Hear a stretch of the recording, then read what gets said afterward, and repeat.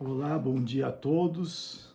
Bem, eu gostaria de falar nesse vídeo sobre os pronunciamentos do juiz no primeiro grau de jurisdição. No primeiro grau de jurisdição, os pronunciamentos do juiz são basicamente três: sentença, decisão interlocutória e despacho. No primeiro grau, sempre que o juiz se pronunciar, será um desses três tipos de pronunciamento. O legislador, ele estabelece um conceito, uma definição para esses três tipos de pronunciamento. Bem, essa definição está no artigo 203 do Código de Processo Civil. Então, no caput, ele arrola os três tipos de pronunciamentos e depois, nos parágrafos, que estão contidos no artigo 203 do Código de Processo Civil, estão os conceitos legais. O primeiro deles, no parágrafo primeiro, é o conceito legal de sentença. Então, diz no parágrafo primeiro do artigo 203 do Código: ressalvadas as disposições expressas dos procedimentos especiais, sentença é o pronunciamento por meio do qual o juiz, com fundamento nos artigos 485 e 487, põe fim à fase cognitiva do procedimento comum, bem como extingue a execução. Pois bem, então a primeira característica que se constata da definição legal é que sentença é uma decisão do juiz de primeiro grau. E ela se caracteriza por, no procedimento comum, por encerrar a fase cognitiva, e no processo de execução, por extinguir a execução. Vamos analisar e definir melhor esse conceito, essa definição de sentença, comparando com o conceito de decisão interlocutória, porque são conceitos que estão imbricados. Então, o conceito de decisão interlocutória está no parágrafo 2º, ele diz: da decisão interlocutória é todo pronunciamento judicial de natureza decisória que não se enquadre no parágrafo 1º. Portanto, a decisão interlocutória, ela é uma decisão tal como uma sentença. Então, elas têm conteúdo decisório. Então, no primeiro grau de jurisdição, eu posso classificar os pronunciamentos do juiz em decisões. Então, quando eu falo em decisão do juiz do primeiro grau de jurisdição, eu posso me referir tanto à sentença como à decisão interlocutória. Ambas são decisões. Ambas são pronunciamentos judiciais com conteúdo decisório. O que são as decisões interlocutórias? Basicamente, a definição de decisão interlocutória, ela acaba tendo um conteúdo residual. O que não for sentença, mas for decisão, ela será uma decisão interlocutória. Portanto, em outras palavras, decisão interlocutória é toda decisão de primeiro grau que não for sentença. Pois bem, como nós vimos, o legislador procura estabelecer uma definição de sentença para o processo de execução e uma definição de sentença para o processo de conhecimento. No processo de execução, quando existe um título executivo extrajudicial, se propõe a ação com o objetivo de buscar a satisfação do direito, toda e qualquer decisão tomada pelo juiz no curso do processo de execução serão decisões interlocutórias. Só será sentença aquela decisão que extinguir a execução. Então, não importa o fundamento da extinção. O fato de haver a extinção, certo ou errado, seja qual for o fundamento, se houve o pagamento, se houve prescrição intercorrente, não importa. A decisão que extinguir a execução, e não obstante o fundamento, ela constitui sentença. Qual a importância disso? Porque da definição da natureza jurídica do pronunciamento, né, se constata qual o recurso cabível. Então, se a parte não se conformar com a decisão que extingue a execução, sendo ela sentença, caberá o recurso de apelação, conforme previsto no artigo 1009, caput. Já as decisões interlocutórias, são aquelas decisões proferidas durante o processo de execução, toda e qualquer decisão, né? Então toda e qualquer decisão proferida no processo de execução que não seja a extinção da execução será uma decisão interlocutória. E que recurso caberá à decisão interlocutória? Caberá o recurso de agravo de instrumento, com o fundamento do artigo 1015, parágrafo único. Então, em síntese, no processo de execução, será a sentença a decisão que extingue o processo de execução, e toda e qualquer outra decisão proferida será decisão interlocutória.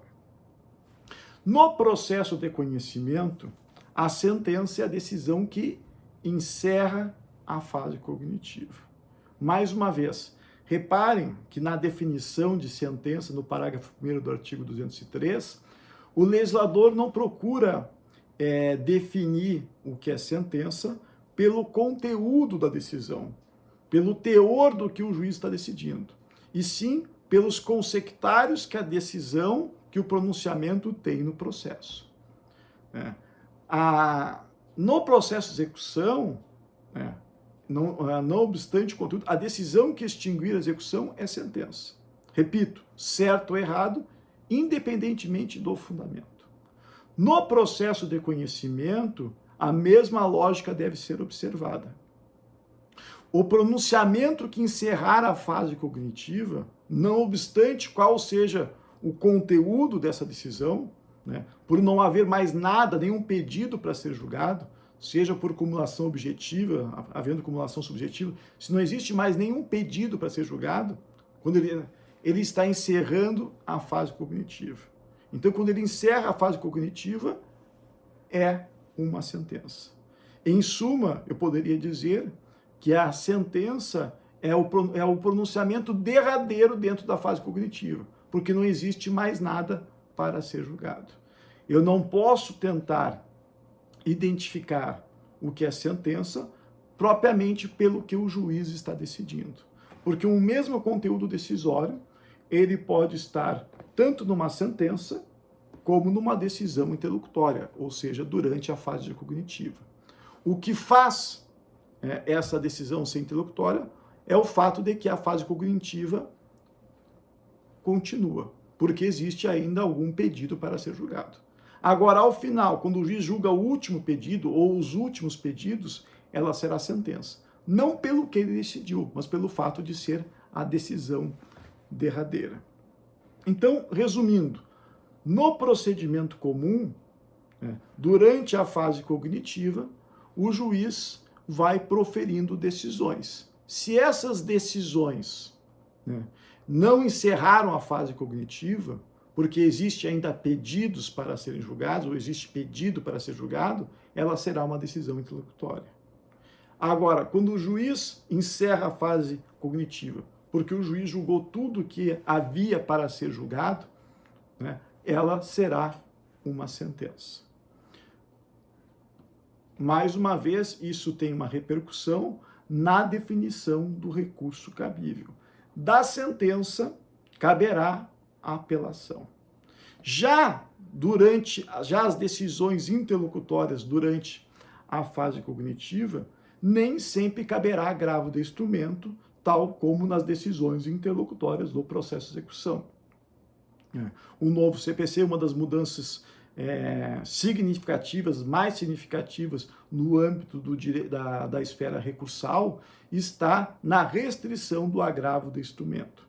Então, só das decisões interlocutórias proferidas durante a fase cognitiva, em tese, só são cabíveis as decisões interlocutórias que estão previstas nos incisos do artigo 1015. Relembro aqui que existe uma decisão do STJ dizendo que esse rol do artigo 1015 é de taxatividade mitigada, o que permite, de certa forma, uma flexibilização e a admissão de recursos em hipóteses excepcionais que não estão arroladas nos incisos do artigo 1015. Mas, em princípio, né, de decisões interlocutórias que estão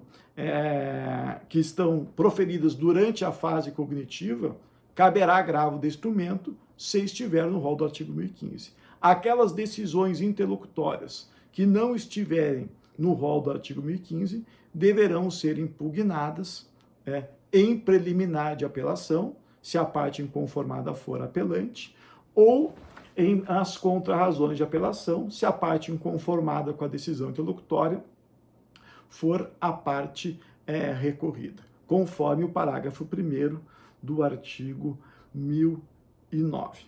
Pois bem, muitas vezes, e isso é frequente, o processo de conhecimento ele tem uma fase subsequente, que seria a fase de cumprimento de sentença. E eu recordo aqui que para haver essa execução de sentença numa nova fase, dita cumprimento de sentença, a sentença tem que ser líquida. Se a sentença for ilíquida, é necessário ainda, antes do cumprimento de sentença, uma fase intermediária de liquidação de sentença, cujo objetivo é precisar o valor da condenação. Bem, durante a fase de liquidação de sentença, que é uma fase eventual, as decisões proferidas serão decisões interlocutórias, das quais caberão o agravo de instrumento, conforme o parágrafo único do artigo 1015. Durante a fase de cumprimento de sentença, também as decisões proferidas pelo juiz serão decisões interlocutórias. A possibilidade de haver uma segunda sentença é na decisão que extingue o processo, que extingue o cumprimento de sentença. Os tribunais vêm entendendo que a parte final do parágrafo 1º do artigo 203, quando fala extingue execução, ela é aplicável não só para os processos de execução, mas também deve ser aplicada também para a decisão que encerra a execução durante a fase de cumprimento de sentença. Em resumo, é possível que exista duas sentenças no procedimento comum. A sentença que encerra a fase cognitiva e, em havendo uma fase de cumprimento de sentença, a decisão que extingue a execução, que extingue a fase de cumprimento de sentença, por aplicação da parte final do parágrafo 1º do artigo 203. Em resumo, durante a fase cognitiva, as decisões proferidas, as decisões interlocutórias proferidas, são impugnáveis por agravo de instrumento apenas se estiverem no rol, nos incisos do artigo 1015. Já na liquidação de sentença e durante a fase de cumprimento de sentença, toda e qualquer decisão interlocutória pode ser impugnada por agravo de instrumento, assim como as decisões interlocutórias proferidas no processo de execução, conforme o parágrafo único do artigo 1015. Pois bem, faltou comentar o último pronunciamento judicial possível no primeiro grau, que é o despacho. O conceito legal de despacho está previsto no parágrafo 3º do artigo 203, diz, são despachos todos os demais pronunciamentos do juiz praticados no processo, de ofício ou a requerimento da parte.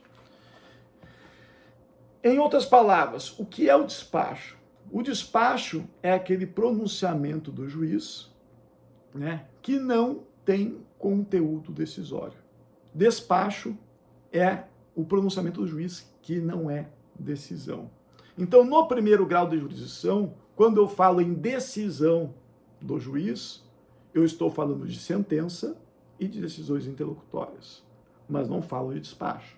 Então, despacho é um pronunciamento do juiz que não é decisão. Essa é a característica básica do despacho.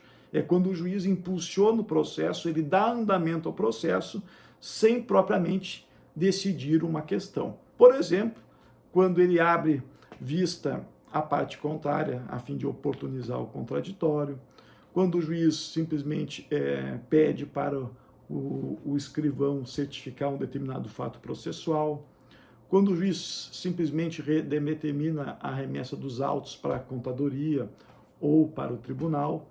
Enfim, são encaminhamentos sem conteúdo decisório. Justamente por não ser decisão do despacho, não cabe recurso, conforme disciplinado no artigo 1001. Finalizando, né, esses pronunciamentos do juiz previstos no artigo 203 servem a fim de classificar os pronunciamentos do juiz no primeiro grau de jurisdição.